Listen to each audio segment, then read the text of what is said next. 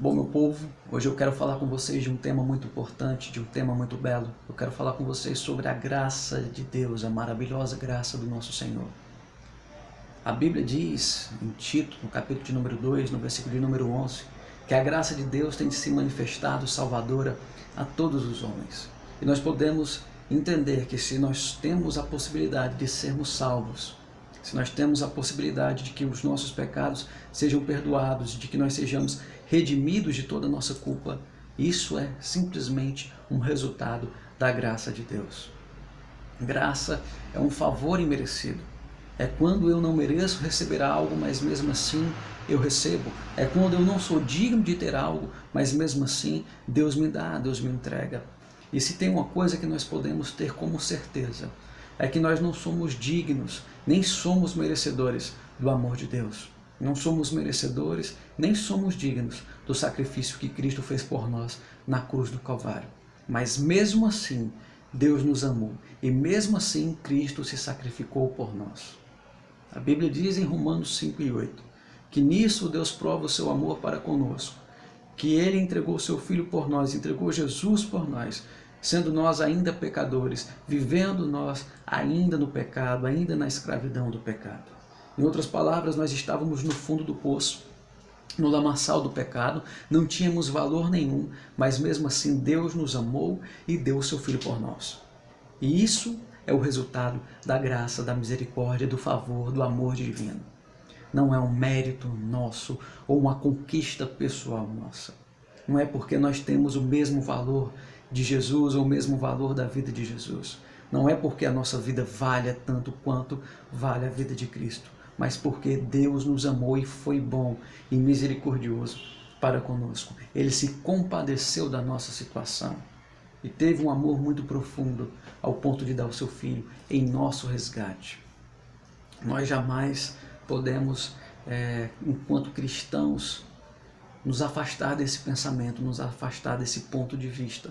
Porque se nós fizermos isso, nós vamos mergulhar num caminho perigoso, nós vamos mergulhar num caminho ruim, que é o caminho do antropocentrismo. Antropocentrismo é quando o homem coloca a si próprio como o centro de todas as coisas. Quando o homem se coloca como a medida de todas as coisas. Quando o homem acha que ele é o centro do universo, é o centro da vida, é o centro da existência, e não é assim. Cristo é que deve ser o centro de nossas vidas, o centro das nossas existências. Nós precisamos entender que o nosso alvo é Cristo, que a nossa meta é Cristo, que o nosso foco é Cristo, que Ele deve ser a base, o alicerce, o fundamento das nossas vidas, porque é por meio dEle que nós somos sarados, é por meio dEle que nós somos salvos, é por meio dEle que nós somos libertos, é por meio dEle que nós somos redimidos dos nossos pecados, é por meio dEle que nós temos a vida e a vida plena, é por meio dEle que nós podemos desfrutar das bênçãos espirituais que herdamos dEle. É por meio de Cristo que nós podemos ter a perspectiva da vida eterna.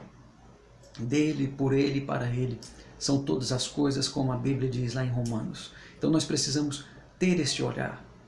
Paulo vai apresentar para nós essa temática no livro de Efésios, no capítulo de número 2, no versículo de número 1 ao versículo de número 10, que é a base dessa nossa discussão.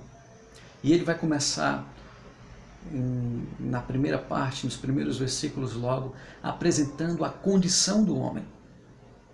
Qual é a condição do homem sem Deus? Qual é a realidade do homem sem Deus? Quem nós éramos antes de Cristo? Quem nós éramos antes da cruz? Qual era a nossa condição? E aí Paulo vai responder a partir do versículo 1 até o versículo de número 3. Ele vai dizer: nós antes andávamos mortos em nossos delitos e em nossos pecados. Nós éramos escravos, filhos da ira, filhos da desobediência.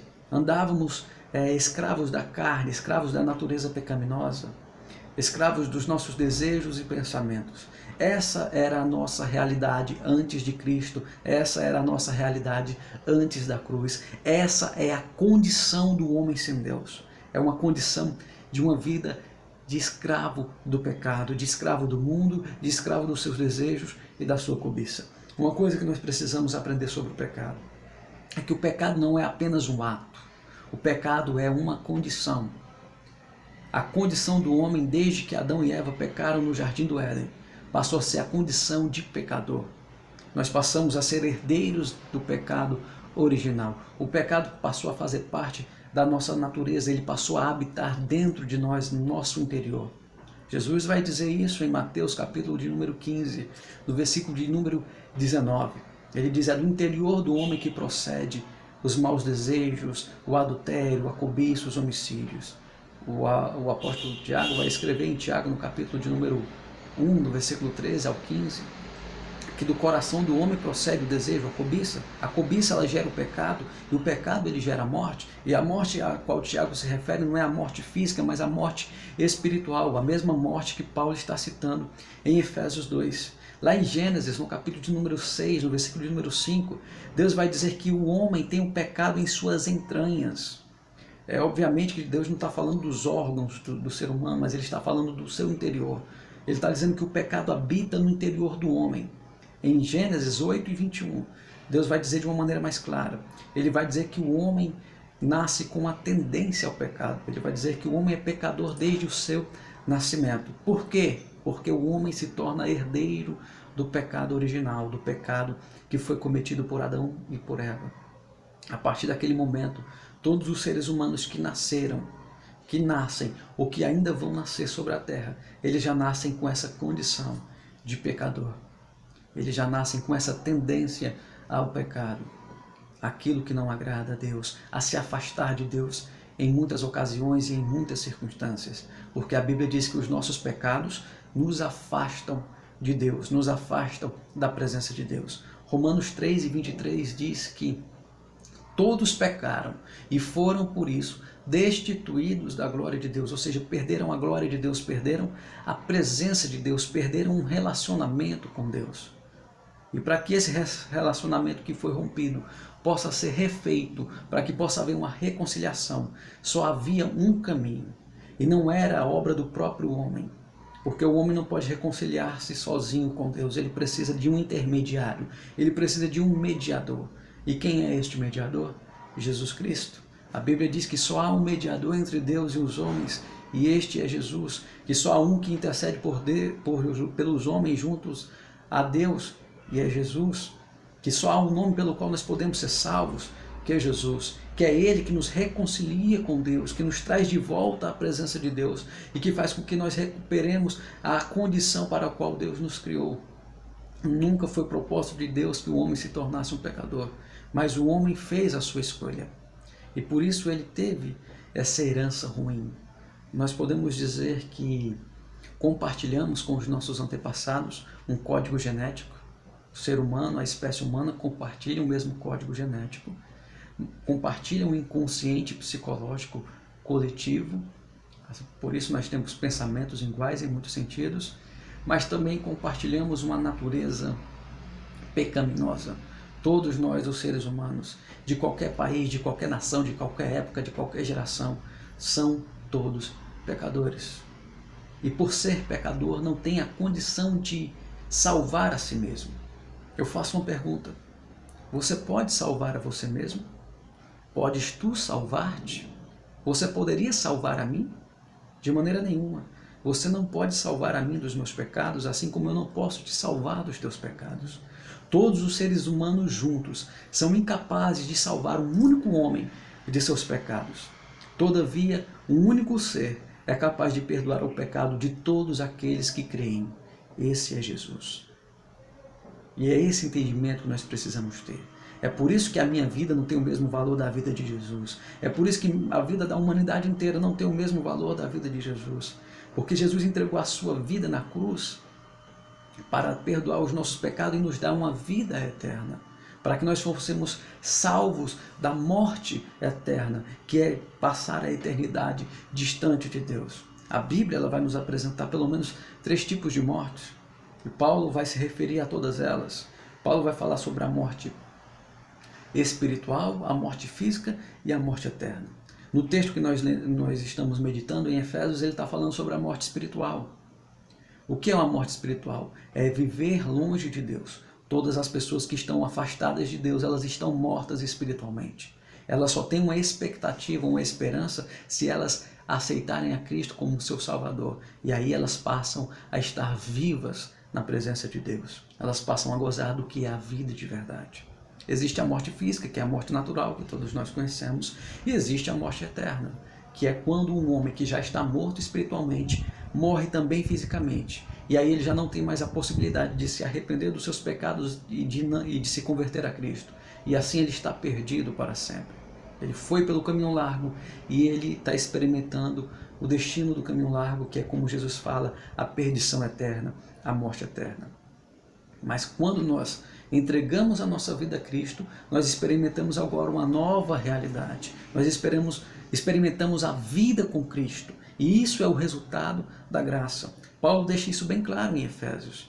Olha, vocês estavam mortos em seus delitos e pecados, mas Deus, pelo amor com o qual nos amou, pela misericórdia com o qual Ele nos olhou, pela graça, pela sua bondade, Ele nos resgatou e Ele nos redimiu, Ele perdoou os nossos pecados e nos fez reviver em Cristo. Ele nos ressuscitou com Cristo para que nós tivéssemos uma nova vida através de Cristo. E isso é o resultado da graça. Então, para ficar bem claro, estávamos mortos em nossos pecados. A partir da obra de Cristo somos ressuscitados, ou seja, saímos do estado de morte para um estado de vida, uma vida plena, que é a vida nova com Cristo. Quando eu falo de vida plena, quando a Bíblia fala de vida plena, de vida abundante, ela não está falando de uma vida onde eu realizo todos os meus sonhos, onde eu conquisto todos os meus objetivos, onde eu tenho a faculdade dos meus sonhos, moro na casa dos meus sonhos. Não é disso que Jesus está falando. Quando ele fala lá em João, capítulo 10, versículo 10, que ele veio para que nós tenhamos vida em vida plena ou vida abundante, ele está falando no sentido espiritual. A vida plena é a vida com Deus. A vida abundante é a vida daquela pessoa que tem um relacionamento com Deus mediante Cristo. Essa é a verdadeira vida. Quando nós desfrutamos da verdadeira paz que Jesus Cristo nos concede, da verdadeira esperança que Jesus Cristo nos dá, da verdadeira alegria que Jesus Cristo nos oferece, do verdadeiro amor que Jesus Cristo nos entrega, nos aperfeiçoa, nos molda de uma maneira tão grande. Um amor que preenche todo o nosso ser. Essa é a nova vida em Cristo, essa é a plenitude da vida. E eu só posso chegar a essa plenitude da vida através da graça. Não há nada que eu faça, não há nada que eu deixe de fazer, que faça com que eu venha a ser digno e merecedor da salvação, com que eu venha a ser digno do sacrifício que Cristo fez na cruz. Tudo isso é resultado da graça. Todo o esforço que eu venha fazer hoje é simplesmente para receber essa graça, para me aproximar dela. Eu me aproximo da graça mediante a fé. Então basta crer e você vai receber a graça de Deus na sua vida. Então o que Paulo está mostrando para nós é isso.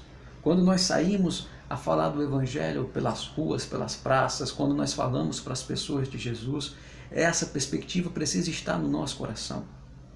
Quando eu ouço o Evangelho, eu preciso ter esse pensamento, porque senão eu vou me perder no meu caminho, eu vou perder o sentido, eu vou perder o foco do que é a salvação. A salvação é um ato gracioso de Deus para com o ser humano, é um presente, uma dádiva que Deus nos dá, sem que a gente seja digno, sem que a gente seja merecedor. Então nós precisamos olhar para Deus com um espírito de gratidão, agradecendo ao Senhor pela sua maravilhosa graça, pelo seu grande amor, pela sua imensa misericórdia, entendendo a nossa realidade, a nossa situação, a nossa condição. Nós somos pecadores, mas nós somos redimidos pelo sangue do Cordeiro que foi vertido na cruz. E ninguém poderia ter feito aquilo por nós. Os anjos não poderiam ter feito. Outro ser humano não poderia ter feito. Nós mesmos não somos capazes de morrer para que os nossos pecados fossem perdoados. Nós não tínhamos condições de estar na cruz, nós não éramos dignos de estar no lugar de Jesus, porque nós não somos puros, nós não somos perfeitos, pelo contrário, nós somos pecadores. Só Jesus tinha e tem as condições necessárias para perdoar os nossos pecados. A gente tem que lembrar que Jesus Cristo não nasce debaixo do pecado original, porque ele nasceu por obra e graça do Espírito Santo no ventre da Virgem Maria. Jesus Cristo viveu sobre essa terra e jamais cometeu pecado algum. Ele teve uma vida pura, íntegra, santa, justa. Ele é o Cordeiro de Deus, o Cordeiro inocente, o Cordeiro imaculado. E jamais nenhum ser humano reuniu essas condições. Nenhum ser humano é inocente. Nenhum ser humano é puro e imaculado em sua própria natureza. Nós somos purificados por Cristo. Nós somos santificados por Cristo, regenerados por Cristo. Não é uma obra nossa, não é um ato nosso, mas é uma obra da graça de Deus em nós. É algo que vem do céu e age no nosso interior. Não é algo que sai de nós mesmos. E nós precisamos ter esse entendimento. A graça do Senhor nos alcançou. Por esta graça nós somos redimidos, nós somos regenerados, somos salvos, somos libertos, somos transformados para uma novidade de vida, uma vida nova em Cristo. É aquilo que Paulo vai dizer aos Coríntios. Aquele que está em Cristo, nova criatura é. As coisas velhas se passaram e eis que tudo se faz novo. Ele deixa o seu estado de morte e passa para um estado de vida. Ele sai das trevas para a luz. Ele sai da escravidão do pecado para a liberdade do Espírito. Eu acho que algo que ilustra bem a obra da graça redentora, da graça salvífica, é a história do filho pródigo. O filho abandona o pai. O filho gasta tudo que ele recebeu do pai numa vida de pecado, numa vida dissoluta. E ele se arrepende, ele volta para a casa do pai e o pai o recebe de braços abertos e diz: olha, esse meu filho que estava perdido foi encontrado, esse meu filho que estava morto agora reviveu. Isso ilustra bem a graça, isso ilustra bem o que Paulo fala aos Efésios, capítulo de número 2. Nós estávamos mortos, mas pela graça nós fomos revividos. Nós estávamos perdidos no pecado, éramos como barcos à deriva, éramos como náufragos, mas agora nós fomos encontrados por Cristo e fomos libertos por Cristo. Nós éramos escravos do pecado e da maldade, mas agora somos livres para uma nova vida, uma vida de liberdade na presença do Espírito Santo que nos regenera, que nos molda, que nos transforma à imagem e semelhança do Senhor Jesus. Essa é a obra da graça nas nossas vidas. Nós não somos pequenos deuses andando sobre a terra, nós não somos pequenos messias vivendo sobre a terra, nós não somos dignos dessa obra maravilhosa, mas Deus fez isso por nos amar, para provar a sua bondade, a sua misericórdia e o seu amor. Tem um hino muito conhecido, é o hino mais conhecido e mais executado do cristianismo, talvez seja um dos mais belos também. Amazing Grace foi escrito por John Newton em 1772. Eu, às vezes, me pego meditando nesse hino e eu fico maravilhado com a letra e com a mensagem que ele passa. O John Newton faz um relato pessoal da sua própria vida. Ele conta sobre a própria regeneração que Cristo operou na vida dele. Amazing Grace significa maravilhosa graça ou surpreendente graça. E ele vai falar em uma das estrofes o seguinte: maravilhosa graça, quão doce é o som, que alcançou um pecador como eu. Eu estava perdido, mas fui encontrado. Eu estava cego, mas agora eu vejo. John Newton foi um ex-traficante de escravos. E ele se converte a Cristo e tem uma vida totalmente transformada e regenerada. Ele se torna um pastor, um clérigo anglicano. Ele passa a pregar, passa a ensinar o Evangelho, passa a compor hinos maravilhosos, inclusive esse que nós estamos citando, Amazing Grace. E ele fala dessa obra regeneradora de Cristo de uma maneira muito grande. E de fato, quando nós paramos para meditar nesse hino, na letra dele, nós vemos que ali está escrito a nossa própria vida, a nossa própria história. Nós também estávamos perdidos no pecado e fomos encontrados por Jesus. Nós também éramos escravos do pecado e da maldade e fomos libertos por Jesus. Nós também andávamos cegos, tateando, perdido pelo mundo sem saber o que fazer. Mas Jesus abriu os nossos olhos e nos fez ver o seu amor, a sua graça, a sua bondade, a sua misericórdia. Ele nos fez enxergar a nova vida que é possível quando nós nos relacionamos com Ele. Ele nos fez entender a perspectiva da vida eterna. Ele encheu o nosso coração de esperança. Onde antes havia tristeza, pranto e dor, Ele colocou agora a esperança, a alegria, o amor, a paz. que nós podemos desfrutar a partir da nossa comunhão com Ele. Isso é a verdadeira plenitude da vida. Isso é o verdadeiro viver. Eu costumo dizer que as pessoas que não conhecem a Jesus, elas não vivem, elas apenas existem. E existir é uma coisa, viver é outra. Vida de verdade, vida plena, só tem quem conhece a Jesus.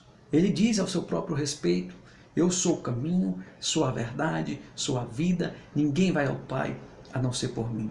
Se você quer viver de verdade, você precisa conhecer a Jesus, você precisa ter um relacionamento íntimo, pessoal, verdadeiro com Ele. Quando eu falo que você precisa disso, e você muitas vezes no seu coração pode dizer: ah, mas eu já frequento a igreja, ah, mas eu já sou cristão, ah, mas eu pertenço à denominação A, B, C, D.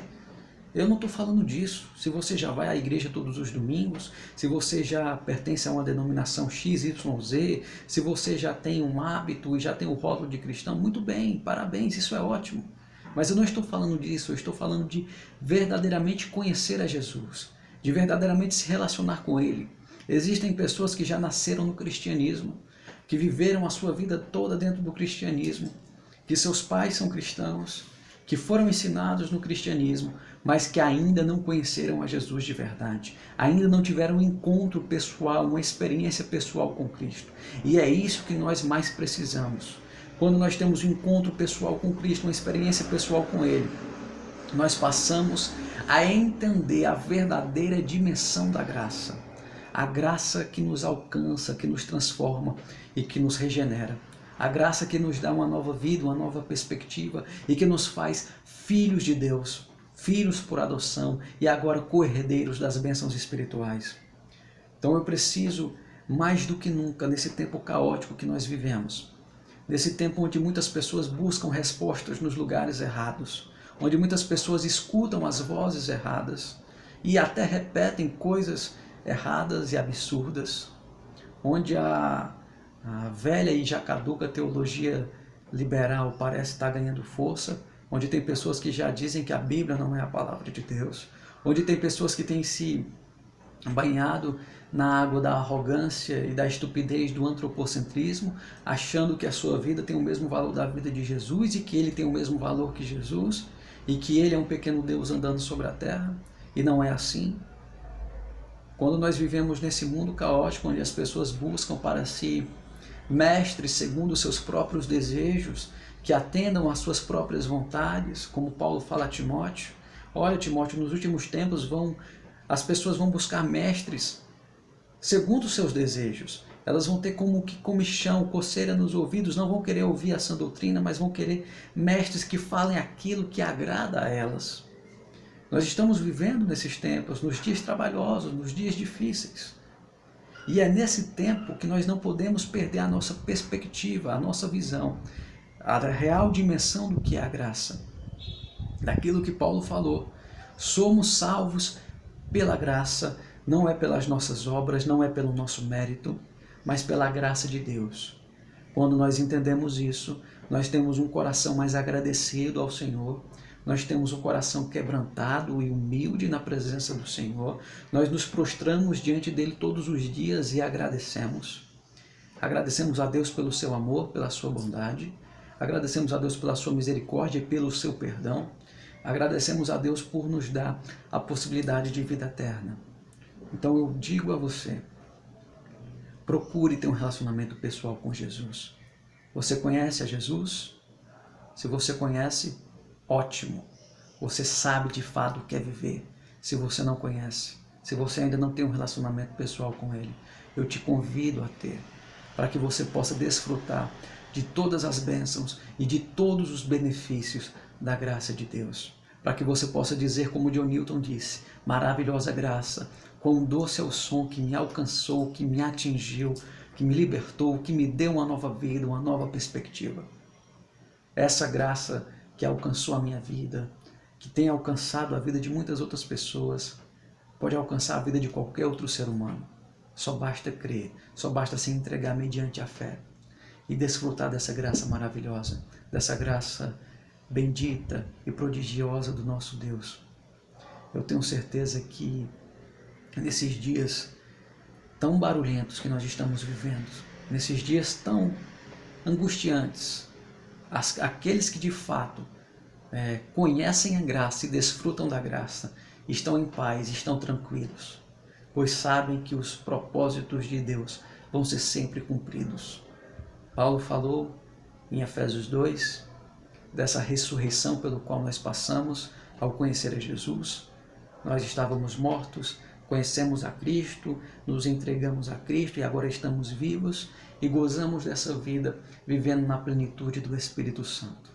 Então, que Deus abençoe a sua vida, abençoe a sua casa, que você possa desfrutar verdadeiramente dessa graça, que você jamais perca a perspectiva dessa vida plena em Cristo, que é o resultado da graça maravilhosa do nosso Deus, da graça salvífica do nosso Senhor Jesus, que tem se manifestado a todos nós. Nunca se esqueça, Jesus ama você, Jesus ama a sua vida, e por este amor tão grande que Ele tem por nós, por essa graça tão inexplicável, tão ousada, tão indescritível, Ele entregou a vida dele para nos salvar.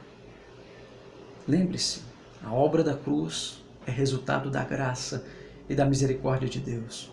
Seja grato todos os dias por isso. Seja grato todos os dias por essa graça. Lembre-se, é um favor imerecido.